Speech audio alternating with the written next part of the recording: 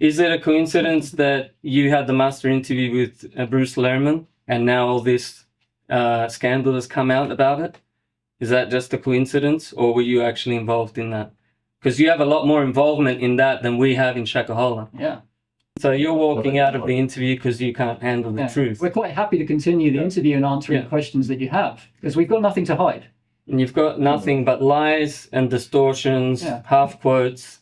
What you're about to see is what led to that famous interviewer, Liam Bartlett, essentially running away from us after we confronted him and his production team numerous times about their extreme dishonesty and attempts to vilify us and to falsely link us to a mass murder.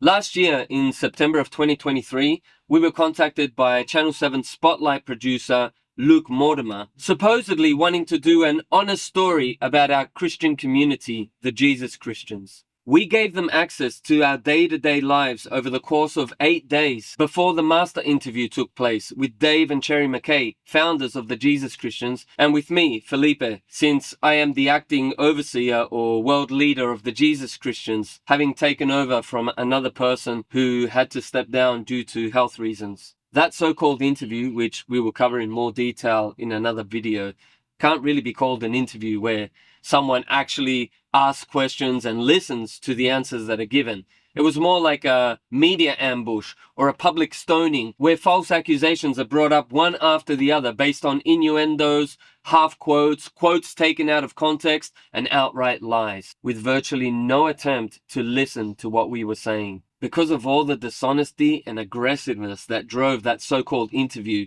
we ended up walking out in disgust. In what year did you adopt 3 Kenyan children? Does your daughter have official court papers for those 3 children? Have they been adopted legally? Talk to me about the 3 Kenyan children. Are they adopted legally? Oh, that was absolutely disgusting. At the end of this video, you'll find the link to a video that we produced exposing the dirty tactics that Spotlight used to try to vilify us in that interview. But let's now get into the latest interview, filmed a few months later in Buenos Aires, involving Simon, also known as Jude in our community, and me, Felipe, in which Spotlight themselves are the ones to walk out this time after we exposed their lies and dishonesty to their face. We'll make some comments along the way to give you further context and to highlight some of the dirty tactics that Spotlight used. Now, right at the start, it was clear that Liam was afraid of my presence. While I had walked out of the first interview because I was disgusted by their approach, Liam was fine to leave it that way because he was not getting what he wanted from me then, and he had little hope of getting it from me in yet another interview. Note his annoyance at having to resume an interview with me. Well, gentlemen, thanks very much for having a chat to us. It's a weird and wonderful surprise. Felipe, what exactly are you doing there? That'd be good to ask Jude about that. Yeah, I'm happy to share. I wanted Felipe to be here as support because I saw the master interview that happened in Australia with you, Dave, Cherry and Felipe, and thought it'd be helpful to have him here to support, to answer anything or clarify anything that needs clarifying, particularly as he's officially leading the Jesus Christians at the moment. So you asked him to come. You just forgot to tell us that when you agreed to an interview, you meant you and Felipe. Well, there was no agreement between us as to who could or who could not be a part of the interview. I assumed because they were a part of the interview in Australia, it'd be fine for him to be here today. I'm here to answer any questions that you have. So, yeah, I think it should work for you guys. So, Simon, what support exactly do you need from Felipe for him to travel halfway around the world to sit next to you? Well, it depends if you ask a question that's more relevant for Felipe to answer, because it relates to the Jesus Christians as a whole. I think it's helpful for Felipe to be able to answer those questions, as he is officially leading the community at the moment. If you want to ask me questions about, the lies that were printed about me in me and the Jesus Christians in the Shakahola report, ad hoc committee report, then I'm happy to answer those questions. And just to clarify, I didn't fly halfway around the world to be with him. So I think you guys know that I live in Argentina. So well, you've been living in Australia for a long time, Felipe. Now, I don't know if Liam is consciously trying to distort things here or if he is just ignorant and didn't bother to check with his production team. But the fact is, I've been living in Argentina for the last 13 years. But last year, my in-laws who live in Australia bought tickets for me and my wife to go over there for a few months to visit them and other friends and relatives that we have there. However, Spotlight had actually paid to extend our stay in Australia so that I could participate in the master interview with Dave and Cherry. So they knew 100% that I live in Argentina and that I returned here way before they had even organized or arranged or mentioned anything about doing an interview with Simon. As we know, because the last time you were involved in an interview with us, you walked out. That's right, yeah. Due to all the lies and distortions of the truth that you said, we were appalled by that kind of treatment and we ended up walking out. Hopefully you can be a little bit more civil and focus on actual facts and not distort things, and we won't have another walkout. But if I ask a question that you don't agree with, that you think is a lie or a distortion, you'll walk out again. Is that what you're saying? No, it has nothing to do with opinions. We're talking about actual lies, like you saying that Jude said something that he didn't say in the sermon, like you saying that Dave supported Paul Mackenzie with regard to leading 2 children to starve to death, which he never did, and you know. Other lies that you told. So we're not talking about opinions, we're talking about actual facts that you can prove. You know, you said that we have videos telling people to starve themselves to death, which was another lie.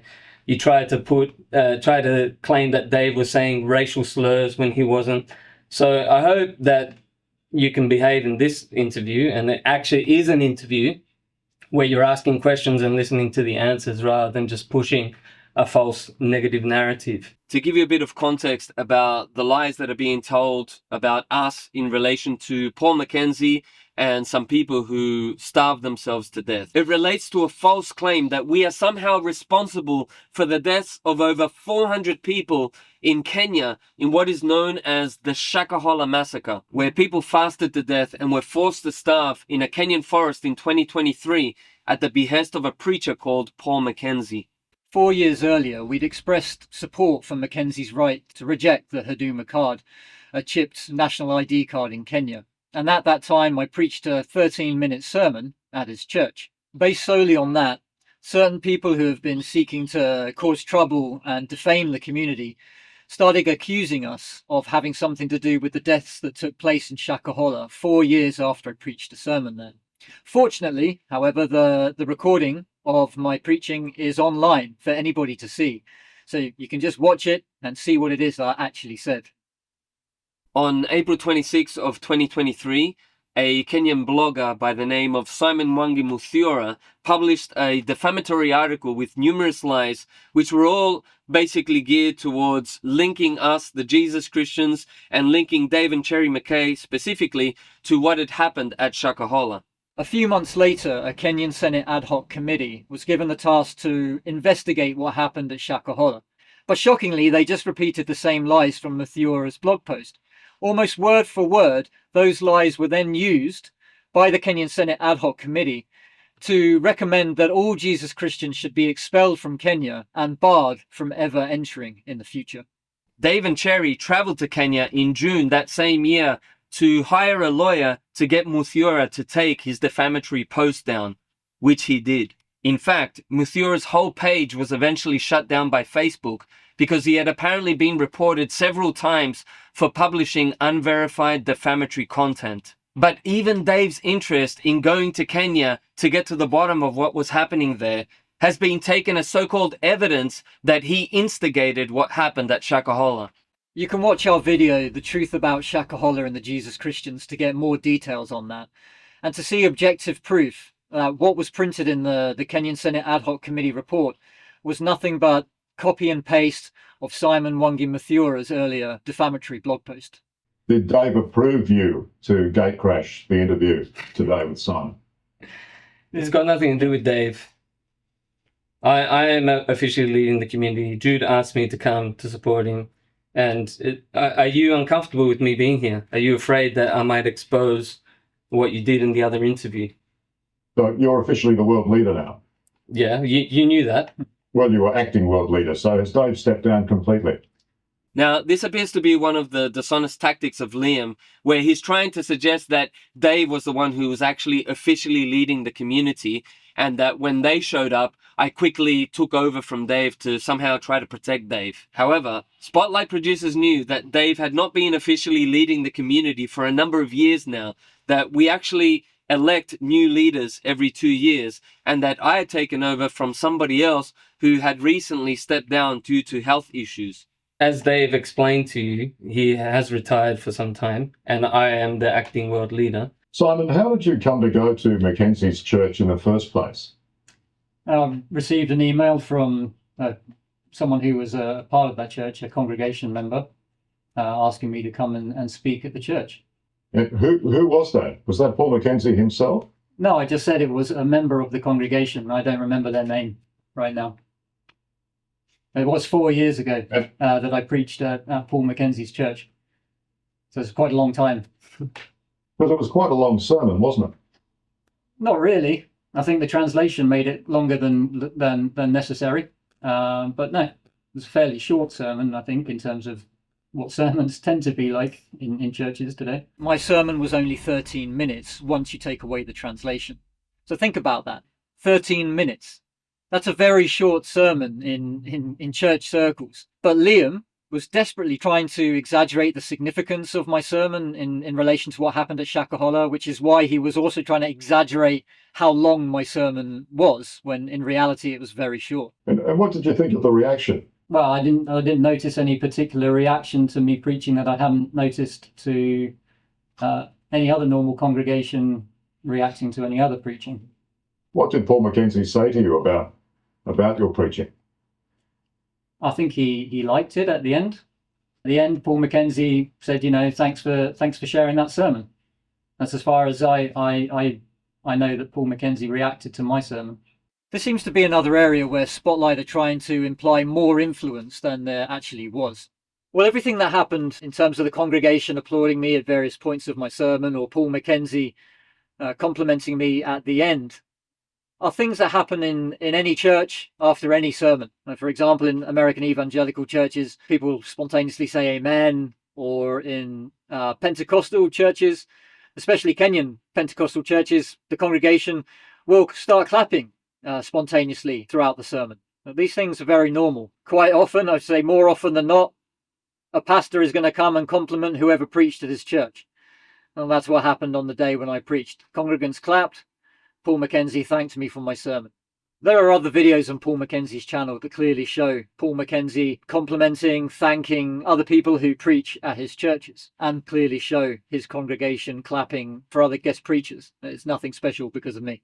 And did you make any plans to go back? No, I didn't. That's what I said. After I preached, I never had any contact with Paul Mackenzie again.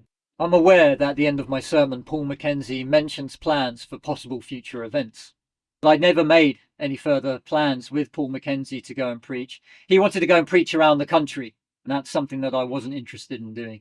In any case, the bottom line is that after May 2019, I never had any further contact with Paul Mackenzie, and neither has any other Jesus Christian. Well, this is a very significant point because of what happens next in the interview, where Liam claims that a false witness saw me in Shakahola, where the deaths took place in 2023. 4 years after I preached the sermon at Paul Mackenzie's church. Well, in the next clip, pay very close attention to how the interviewer refuses to answer when I was supposedly in Shakahola. How many times did you go to the Shakahola forest? Why are you assuming that I went to the Shakahola forest? I've never been to the Shakahola forest. So why are you assuming? Simon, why are you assuming? That's not true, though, is it? It is true. Where would you? Can you let me know? Who told you I ever went to Shakahola forest? We have people in Kenya, Simon, that have put you at the Shakahola forest, identified you and put you at the Shakahola forest. Well, when? Yeah, when, for a start. When was he supposedly at the Shakahola forest? Are you still saying, with eyewitness with an eyewitness saying that you were there. There is no eyewitness. That's the thing. And so when was I supposedly at Shakahola Forest, according to this eyewitness?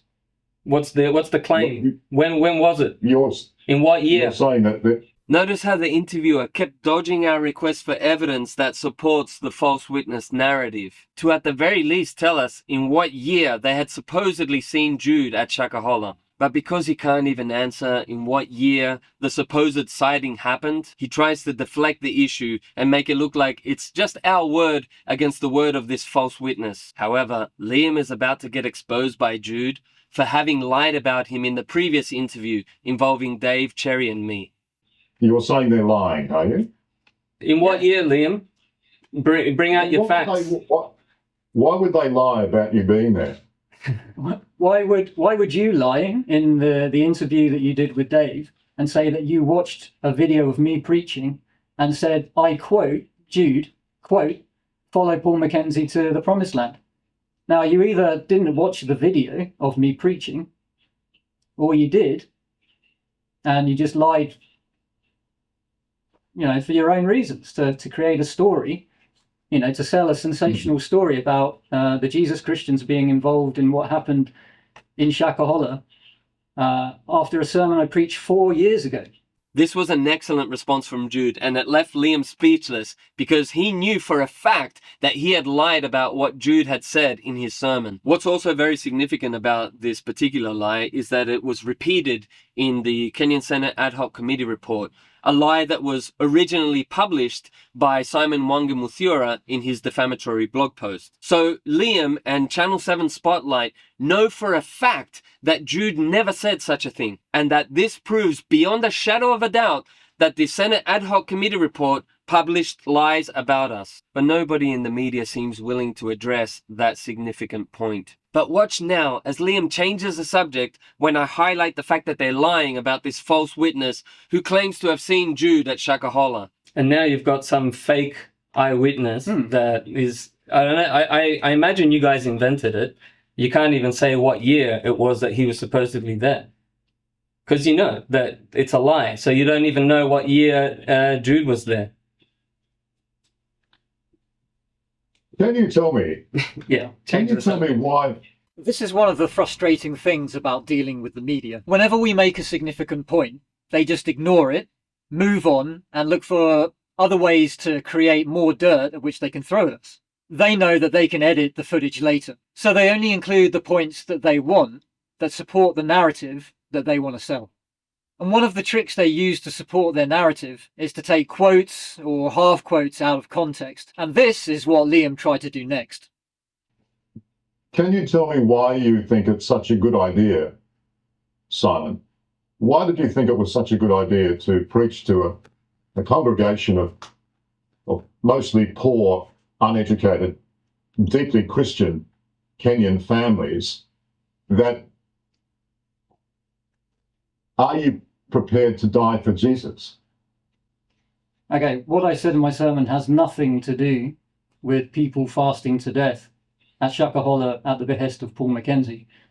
What I said, the context of me talking about being prepared to die for Jesus, was directly related to the end times, the Great Tribulation, a time when Jesus himself says that we will be persecuted for our faith and that we will even be killed for our faith in him. So that's the context of me saying, are we prepared to die for Jesus? That's got nothing to do with people fasting to death in Shakahola 4 years after I gave a sermon. I think that what happened next is also significant because Jude makes a point of wanting to deal with the 4 lies that the Kenyan Senate Ad Hoc Committee report published about us, which we have mentioned in detail in our video called The Truth About Shakahola and the Jesus Christians. But before Jude even gets a chance to mention what those 4 lies are, Liam purposefully interrupts him so he won't be able to say them. I think it's important that we deal with the Shakahola report by the Ad Hoc Senate Committee, because I think a lot of your questions are going to be based upon 4 lies that are in that report. So I'd like to go through those lies quickly. So I think that's going to inform you and your your questions going forward. And the first lie is that... hang on. No, hang on. You throw around these words like lies. I think you must somehow believe that if you use a stronger word, it has more meaning or factual basis. But you're saying that the parliamentary committee that had investigated this have published lies in their report. Is that your accusation? That's exactly what I'm saying. 100%. Yeah, the Senate ad hoc committee didn't investigate anything. The paragraph about the Jesus Christians is pretty much a word for word copy and paste of an earlier article, a defamatory article by a blogger called Simon Wangi Mathura.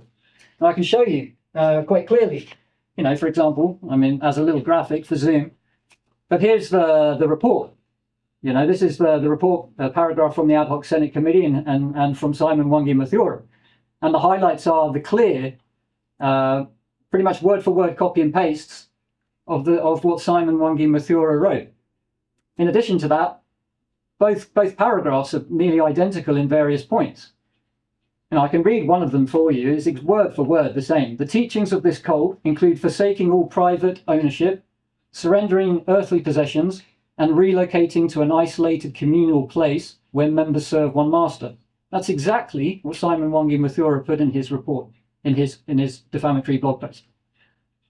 And it's a lie. It's a lie.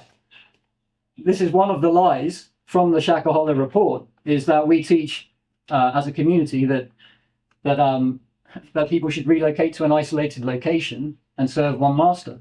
You know for yourself that the Jesus Christians communities live within cities, urban areas. We interact with the public every day. We have very good provision of food, clothes, and everything else that we need. And the only one master that we teach that people should serve is God. When did you realise that Paul Mackenzie was a madman who wanted to see hundreds of his followers die? After I read about the news about Shakahola in 2023. Like I told you, the only time that I met Paul Mackenzie was for 2 minutes before I preached at his church, and I never had any dealings with him afterwards. So you had no idea that he was unhinged? Of course I had no idea that he was unhinged. This type of loaded question assumes that if you supported somebody years before they did something evil, then later you're actually guilty by association for not having foreseen the evil that they would do. Bear in mind that Mackenzie was not teaching fasting to death way back in 2019. And even the stuff that he actually did teach was largely unknown to us because he does most of his preaching in Swahili. However, even the local Kenyan authorities, after Paul Mackenzie had moved into the forest near them, did not even realize that things would end up in tragedy there. With hindsight, we can all look back and say, oh, there was this sign, there was that sign. Even back in 2019, we didn't agree with him on many points, but we never imagined that this guy would later lead people to fast to death. That's like an unprecedented case. Nobody saw that coming. No clue whatsoever? No clue whatsoever. You just thought, what, he was just another charismatic cult leader that you'd like to be seen aligned with and standing next to? This is another example of a loaded question, which is nothing more than just an insult that implies that I'm a brainwashed zombie who seeks out cult leaders just to be seen with. He was a church leader. He was a church leader. Why would I think he was anything different? He's a typical Pentecostal leader. I mean, we didn't agree with his Pentecostalism and things like that. Yeah. Certainly didn't agree with him on that the Huduma card was the mark of the beast. That was another lie that was in the Kenyan Senate ad hoc committee report that, I said that the Huduma card was the mark of the beast when, again, if you watch the video, you clearly see that I never say anything like that. In fact, I say the mark of the beast is a future event. It's going to be in the right hand or the forehead, and without it, you cannot buy and sell. That's not the case with the Huduma card. Now, that might seem like a minor point, but really it's not. See, people are trying to make a big deal out of similarities between our position and Mackenzie's position regarding the Huduma card, when it really is a non-issue, because it has absolutely nothing to do with the fact that people fasted to death. The truth is that the rejection of the Huduma card never stopped Mackenzie and his followers from buying food. In fact, they had been buying food and eating right up until early 2023, when Mackenzie started teaching that people had to die in order to meet Jesus. So this teaching about the Huduma card being associated in some way with the mark of the beast is totally irrelevant because, as I said, it has absolutely nothing to do with the fact that people at Shakahola fasted to death. However, because people are desperate to try to hang us on something, they try to exaggerate any claims we actually made. This is why one of the lies that Simon Mwangi Muthiora published in his defamatory article, and which was later repeated in the Kenyan Senate Ad Hoc Committee report, was that Jude had supposedly told Mackenzie's congregation that the Huduma card was indeed the mark of the beast, when the recorded evidence proves that he never actually said that. Keep that in mind as the following exchange takes place over that issue. Simon, that's a complete 30. Your group were intimating How is that? many months, for many months, and the bloke sitting next to you smiling used his own voice to voice over those videos To say about what? the Huduma card being the mark of the beast. The bloke sitting next to you smiling used his own voice to voice over those videos about the Huduma card being the mark of the beast. You're lying again. This is another lie that you're telling. This is the thing, Liam. It's like, is that all you've got? Is lies and distortions? We've never said. So Felipe, we've never said. You've forgotten. You've forgotten, have you? Forgotten what? Most of your videos. We have forgotten what? Give me a quote that talking says, about the mark of the beast. No, you just changed the subject. You said that we. I'm you just exactly the same subject, Felipe. Trying to keep up. Okay, I'm keeping up. You just said before that we taught that the Huduma card was the mark of the beast. That is false. We have never said that. Yeah. Now you're saying. Now you're saying. Felipe, hang on a second. You have intimated in your videos. You have intimated in your videos. This was the start of the whole process. You talk about the end of time. No, You've talked about that in terms of the end of time. It's a precursor. Published numerous videos. A more important and provable fact is that Paul Mackenzie was already teaching that the Huduma number was associated with the mark of the beast before we had ever said anything about it publicly. Here is a clip of a sermon Mackenzie gave in January of 2019, before we had ever voiced any concerns about the Huduma number being yet another step closer to the actual mark. Ile microchip itaunganishwa na unique number yako to complete the chapa. Are we together? Lakini chapa yenyewe ni namba. Rais Uhuru akaiita Huduma number. As you can see, Mackenzie came to his own independent conclusions regarding the Huduma number. So the whole argument about us having supposedly influenced Paul Mackenzie regarding the Huduma number and the mark of the beast is yet another lie.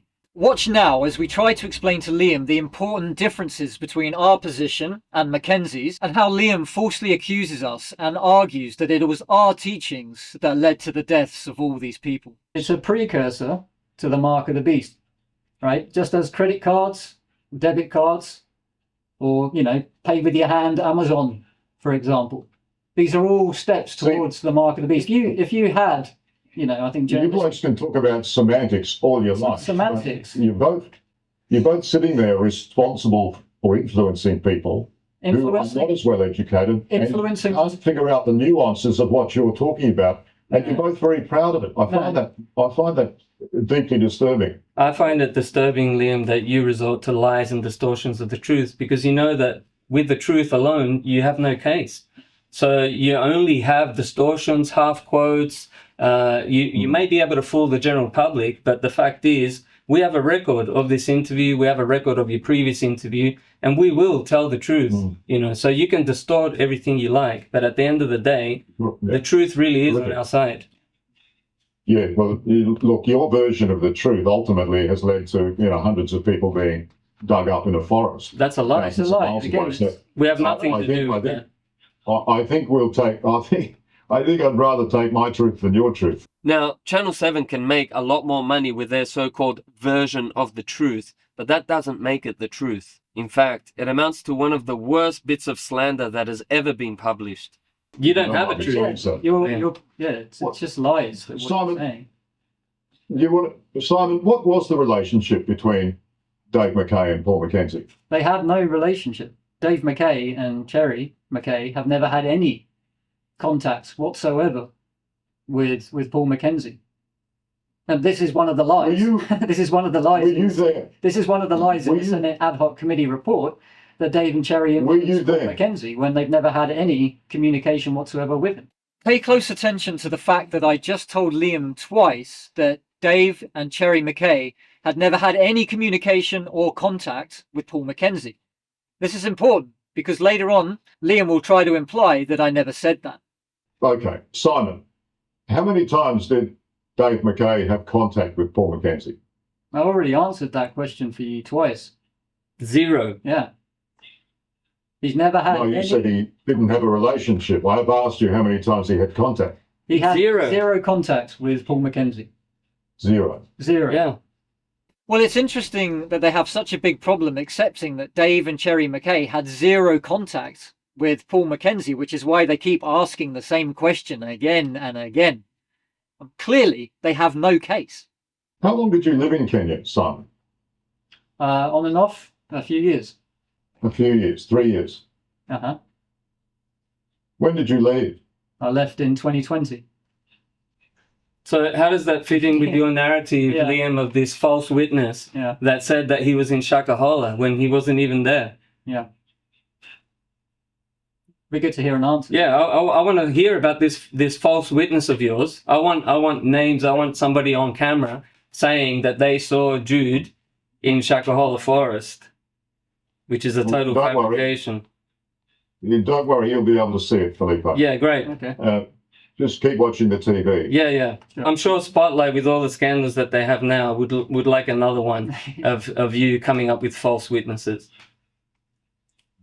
This is totally unethical. First, they claim that someone had seen me at Shakahola when I was never there. Then, when we ask what year it was that I was supposedly there, they refuse to answer. And then, when it comes out that I'd left Kenya in January 2020, years before anything happened at Shakahola, and we demand evidence, they tell us we have to wait until their program airs before we can see the so-called evidence. Not only does this refuse us the right to reply before they air, it also doesn't allow room to clear up any genuine misunderstandings that may arise. But watch now as Liam gets desperate to try to work out when exactly I left Kenya, as if he needs to know the exact date so that the false witness can be trained appropriately. Exactly what time did you leave? When, at exactly what point in time did you leave Kenya, Simon? Early 2020. But how does that have any relation to what happened 4 years later? Did you ever go back? No. You haven't been back since 2020. I just answered your question. So it's a definite no, is it? Yeah, it's a no. Did you ever preach at Paul Mackenzie's church in Malindi?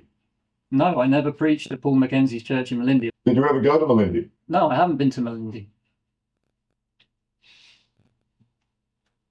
When it became clear that he had no case, Liam simply turned to his producer and asked him if there are any more questions, or really, accusations, to throw at me. Did you ever go to Malindi? No, I haven't been to Malindi. Got any more? Look. That's pretty much it. It would be good if you could produce a clip, supposed clip that you talked about in the interview with Dave and Cherry and Felipe, where you say that I said to follow Paul Mackenzie to the promised land. It'd be good if you could produce that clip. And if you can't produce that clip, then I think it'd be good if you can publicly admit that what was printed in the Kenyan Senate Ad Hoc Committee report was a lie. And if you continue to talk about the Jesus Christians and me in relation to what happened at Shakahola and you don't address this point, these issues, then you are liable for defamation because you're willingly and deliberately leaving out important information, the truth, in favour of lies. Here's a news flash. That's not defamation, Simon. It's not. Let's not talk around It's legal not terms that defamation. you don't seem to understand. Of course, the media can afford the highest paid lawyers who will argue all of the technicalities. But what Spotlight has been trying to do is a classic case of defamation. That is, to totally demolish our reputation and present us as a sinister cult. In the context of everything that has happened in Kenya over Shakahola, by pushing a false narrative that we are somehow to blame for what happened, not only could that result in us being punished socially for it, but it could actually result in real violence on the part of lynch mobs in Kenya, where lynchings are a very common occurrence. It's not defamation to accuse someone falsely, to distort the truth, to lie. Is that what you're saying? To say they were a part, Okay, well, they were instrumental in a massacre of over 400 people. Okay. Let's play your game for a moment. It's not a game. So You're playing a game. let's talk about, I think it is for you. Let's talk about the truth. Here's the truth.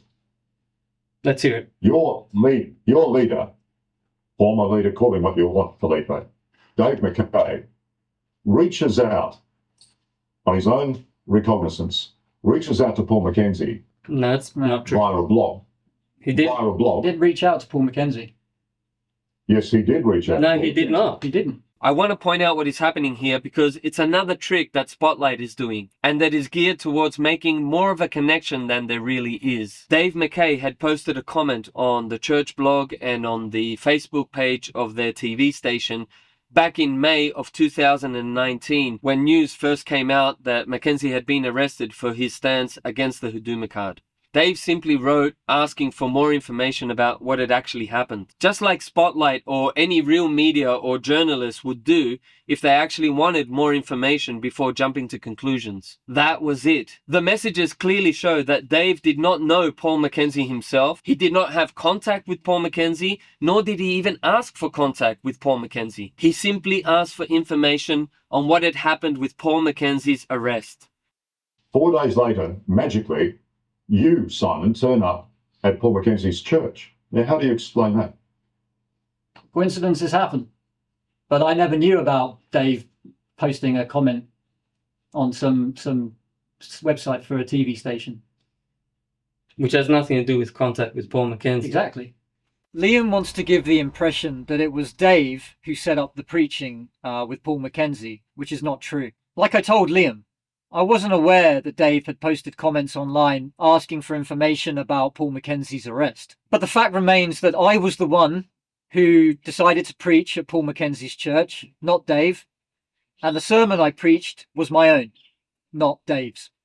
In fact, that Coincidences happen. That's your best explanation, is it? is it a coincidence that you had the master interview with Bruce Lerman and now all this scandal has come out about it? Is that just a coincidence, or were you actually involved in that? Because you have a lot more involvement in that than we have in Shakahola. Yeah. Now, viewers may not know that Spotlight was recently involved in some scandals over securing an exclusive interview they had with somebody who had been accused of raping a woman. According to the allegations, Spotlight had discussed spending over $200,000 to secure the exclusive interview with Bruce Lerman, including money that was spent on prostitutes and cocaine for Lerman. Now, the fact that Liam was the one who conducted that exclusive interview doesn't prove that he was involved in the unethical dealings of his production team or that he even knew about it. Yet that is the approach that Liam wants to take by arguing that we are somehow responsible for what happened at Shakahola because one of us gave a 13-minute sermon that had nothing to do with fasting to death 4 years before the tragedy happened at Shakahola. Now, watch as Liam struggles to respond as we turn the tables on him and we challenge him to produce evidence, leading him to essentially walking out of the interview. You want to concentrate on what you guys are doing? Okay. Right. You know, Sure. Yeah. rather than watching. Yeah. The spotlight can't handle the spotlight. That's the fact. All right. Okay. Yeah. All right. That's very good. That's a nice detour there, Felipe. But I said it before in the other interview that we did with when you walked out, Felipe, when you couldn't handle the truth. I said it then, and I'll say it again. Yeah, say it. No amount of you using cliches or media stereotypes to alleviate the fact that so many people have died in this terrible tragedy. It is a terrible tragedy. It is a terrible. And you're trivializing it by trying to link it to a sermon that was said 4 years before that, that had absolutely nothing to do with fasting to death. Yeah, that is exactly what you're doing. You two have been involved in very, very dangerous messages. Right, like what? Yeah, Some very dangerous what messaging. dangerous to a lot message? of people. What dangerous message? And now that it's ended up being linked, quite rightly, No. to such a terrible tragedy, you two are walking it back a million miles an hour. And you can throw whatever mud you like at everyone else. Come But on, nothing Liam. is going to change the roles that you people have played. I think you're projecting with regards to throwing mud, Liam. Can you tell us what dangerous teachings we have shared? I don't think you can, because we don't give any dangerous teachings. They're there for everybody to see. Okay, well then let us know what they are. We have videos. We'll let you know what they are. We have videos online. We have a lot of. When we run the story, website. we'll let you know what they are. Simon. Look, I'm not going to talk to somebody who's been involved in so much propaganda. But thanks very much for your time today. Well, you can see that he was running away because he has no evidence for what he calls dangerous teachings and propaganda. And it seems he is likely to distort what we actually do teach later when they publish, which is why he doesn't want to say it in front of us when we can so easily refute his distortions. This is just clear evidence of their deliberate attempt to defame us without warning and denying us the chance to reply. This is totally unethical and, I think, illegal. That's great, Liam. It's good to give you the chance. It's a shame that you're cutting short the That's interview fine. because you won't let us respond. We gave you the chance to put the record straight. Clearly, you're not serious about it. You haven't really. He gave us no opportunity to set the record straight. Just a lot of threats to surprise us later with stuff that he was too frightened to mention in the interview. So you're walking out of the interview because you can't handle the truth. We're quite happy to continue the interview and answering questions that you have, because we've got nothing to hide. And you've got nothing but lies and distortions, half quotes. Now, after they ran away from the interview, the cameras kept rolling. He's just running scared. Yeah, he's got nothing. From the start. Yeah, it's absolutely nothing.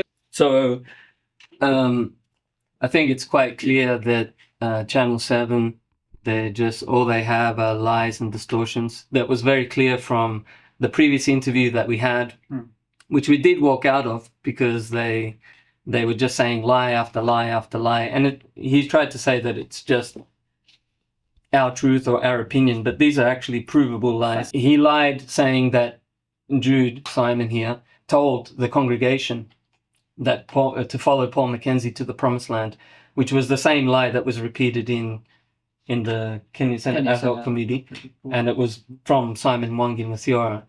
Defamatory article. That's right. And that is a provable lie, because you can actually watch his sermon and you can see that he never said that. Then do you want to discuss some of the other lies that were said there? Yeah, well, the other lies, obviously one of the biggest lies was that someone says that they saw me at Shakahola. He couldn't even produce, someone who said no name, nothing like that. It's just a blatant lie. Yeah. Everything he said is just like a distortion. He can't actually say what actually happened, the facts. And really what it comes down to is that Channel 7, they have a business model. They have like a narrative that they want to say. Shame, because the real story here is why Kenyan Senate Ad Hoc Committee has recommended that all Jesus Christians be expelled from Kenya and barred from ever entering Kenya again. I mean, I've never heard of anything like that ever. And that's, we're a minority Christian group. This is it's Christian persecution. And this is the story that Channel 7, if they were really interested in the truth and really interested in a real story, it would be to work out why the Kenyan Senate Ad Hoc Committee printed these lies in their report, where these lies came from, where Simon Mwangi Mathiora got these lies from, and try and find the bigger picture to all of this, right? Which is not that we had anything to do with Shakahola, but there are people out there trying to cause trouble for Dave McKay in particular, and Cherry McKay, and the Jesus Christians as a whole. You couldn't believe that after he lied so much in the previous interview, he came up with a false witness that you were in Shakahola. I don't know. It's like, do you realize that's why he didn't want to say when that was? Because he didn't know when you were there in Kenya or not. So he didn't know what date to give. Yeah, which is it's what liars do. Right. You show the paper. Do you want me to take a close-up of the paper, or is it not necessary? Yeah, you can take a close-up. Yeah, I think we're pretty much done here. There is a lot more to cover regarding the unethical practices of Spotlight and other media. especially in relation to the recent false accusations against us. So click the video on the screen, where we expose more of their dishonest tactics.